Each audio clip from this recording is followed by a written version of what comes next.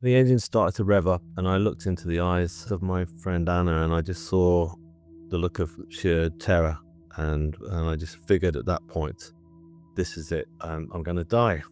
It felt as real as I'm sat here now talking to you, but it was a different sort of real. I would call it ultra real. It was just like this incredible place. Things were really sharp and bright. It was a different dimension altogether. I'd been seeing a friend off at the rail station, and I was helping her onto the train. I gave her a kiss and I hoped to say goodbye. And then we just heard the emergency buzzers go for the doors closing. So I stepped back, but I just timed it wrong. My coat got trapped in the doors as they slammed to. I couldn't pull it free, and I looked around for a guard, but there was no one there. So I just yelled at the top of my voice for help, started banging on the windows, hoping that maybe somebody would run through who worked for the rail company and open the doors, but that didn't happen. The engine started to rev up, and I looked into the eyes of my friend Anna, and I just saw the look of sheer terror. And I just figured at that point, this is it. I'm going to die. The train started pulling out at tremendous speed. I got dragged along the platform. For now, I got sucked under the wheels. It was like going into a darkened pit and thrown into a washing machine at full spin. And but it was very horrific and very violent. The train eventually went on, so I was just lay there in complete agony and complete shock as well. I just couldn't believe what had just happened. The emergency guys arrived really quick. They jumped down onto the track, cut through all my clothing, and somehow managed to get me on a stretcher and into an ambulance. The doctor turned around and said, "Look, there's a hospital just around the corner. That's why we got here so quick. But I think the one that's going to save you is a bit of a journey. Can you hang on?" I said, "Yeah, let's do it. Let's go." So we sped down the motorway at great speed, and I arrived in the hospital.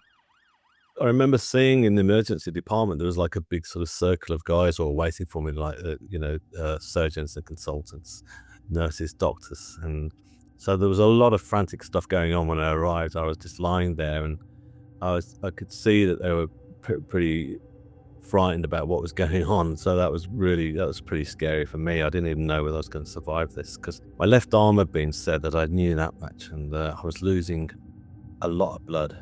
The trauma was just so much, and it just felt like the pain was just so overwhelming that I didn't know how much more I could take. And then I suddenly went from this high tense atmosphere to a really beautiful, calm and relaxing space.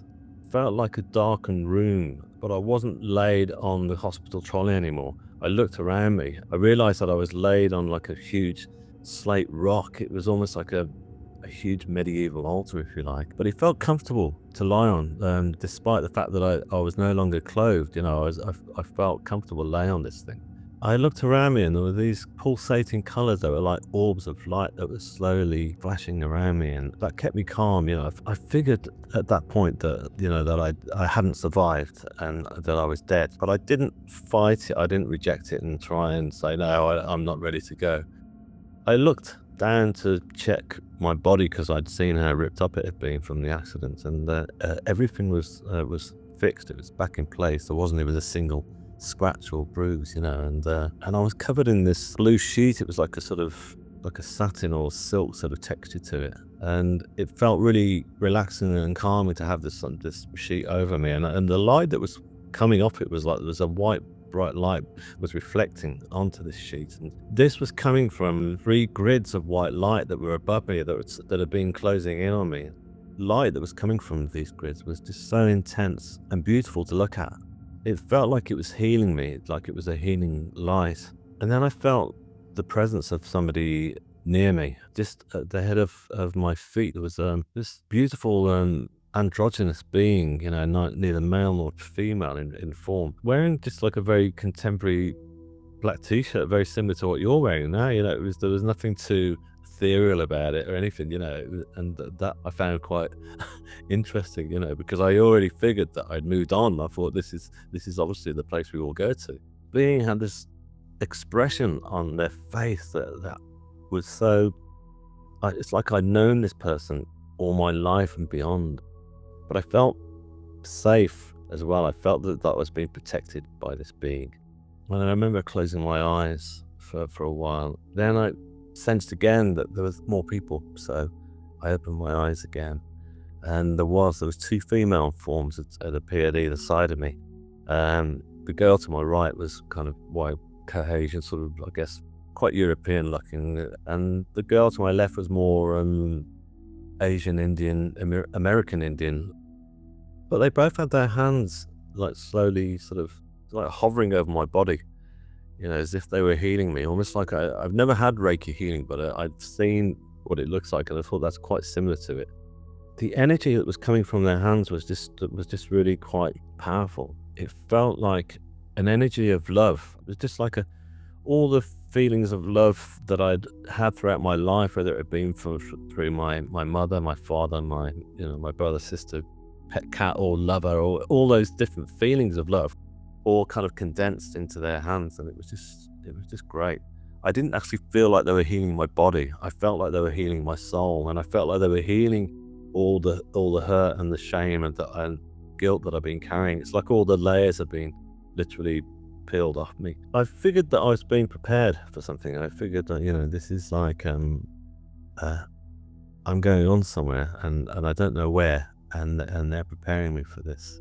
I did start to think about my family at one point. I mean, I knew how cut up they were about seeing me lay there, that I'd been under a train. They were in complete shock. My mother was in tears, and so forth. They're going to be really upset now because clearly I'm dead, is what I figured. So I lifted my head and tried to look over the side of this huge rock that I was laying on, and because I figured I was up somewhere, so I figured I'd probably see them. So I looked over the side of this huge rock, and I couldn't actually see them at all. But what I did see was this beautiful sight. It was like an amazing waterfall of stars. It was like looking at something that I've never been to Niagara, but it was that vast. It was like millions of stars just slowly cascading over the edge instead of water. And these stars were just sparkling beautifully, and it was a very awe-inspiring sight. And I thought, wow, look at this. And I looked, there were shooting stars that seemed to be falling through the middle. As I looked down, I could see into one galaxy and then into another. I knew at this point that I wasn't in a dark and small room at all, that I first figured that I was actually in the universe itself, and I felt the presence of the universe and the power of it and the energy.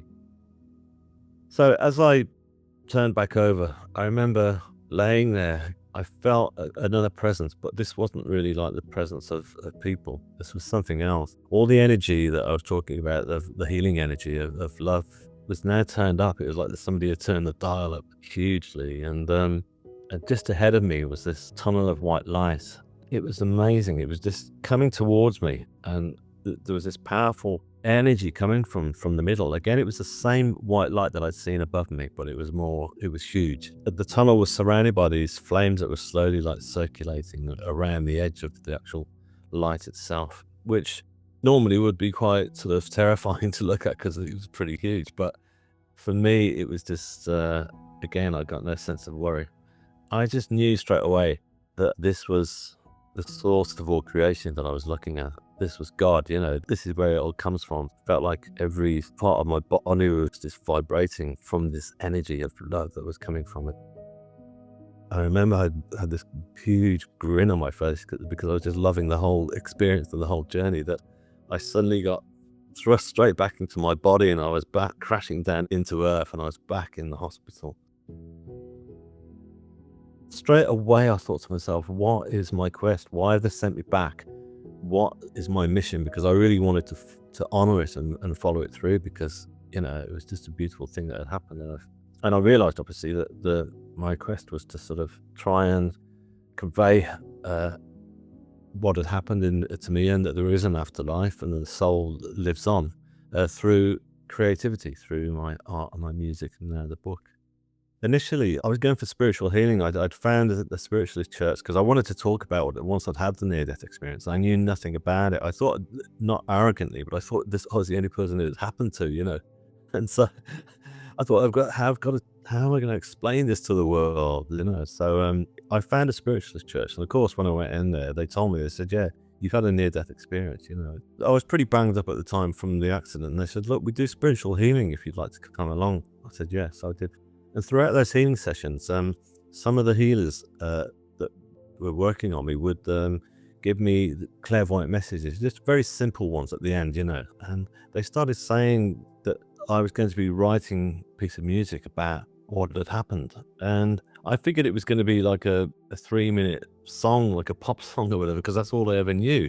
But interestingly enough, the piece of music that they were talking about that I was going to write wasn't in that form. It was actually in the form of a classical piece of music, which I got no training in whatsoever. I mean, I'd never painted before either, but I was doing these really huge canvases because when I first came through from the anesthetic, part of me was obviously in shock from the actual accidents, but another big part of me was just thinking, wow, I just had this amazing experience, and I was scared I was going to forget it, and I thought, I'm going to do a painting, and that's it. I'm going to do like a big Michelangelo style Renaissance painting, like the big classic ones, to get the story across. When I started painting, felt that I was being helped to be able to put these textures onto the canvas, and then the colors and light.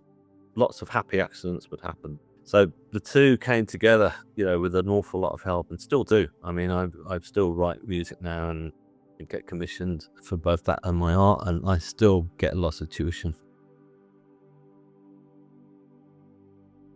I know from my own experience, you know, that adversity make you stop and go within and really try and touch base with your soul and be authentic to yourself. And whenever things do go wrong, you know, I just try and urge people to stop and just don't fear the future, because you don't know what the future holds. Yeah, okay, so things can happen like this now. We think, well, my goodness, where's it all going to go? But we don't know. We just don't know. And it's just look around you now and think, actually, where you are in the moment is not that bad. And most people will say, yeah, absolutely, you're right. So self-love, basically, that's what I learned from it, because I got numb before. As I say, I was just suffering from guilt, and so a lot of self-dislike and self-disappointment.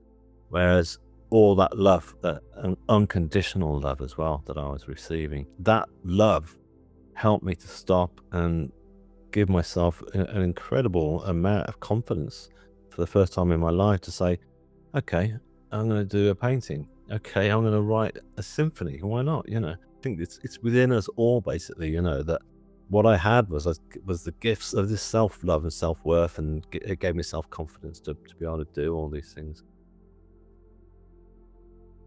Quite a few people say to me, you know, do I fear death? The answer to that is no, I don't fear it at all, because I firmly know and believe that there is an afterlife, and that death should not be feared.